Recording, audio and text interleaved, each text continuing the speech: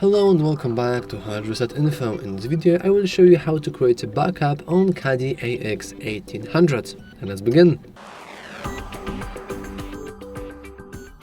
I'm currently on Cudy.net website.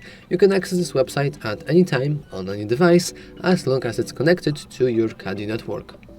Anyway, we want to head to advanced settings right here and scroll all the way down.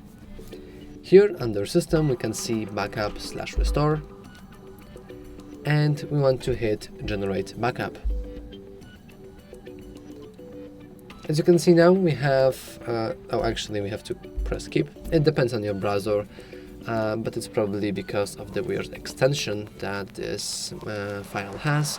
And now we have our little backup. We can save it somewhere safe and we can use it to restore the backup later. Anyway, that's all for this video.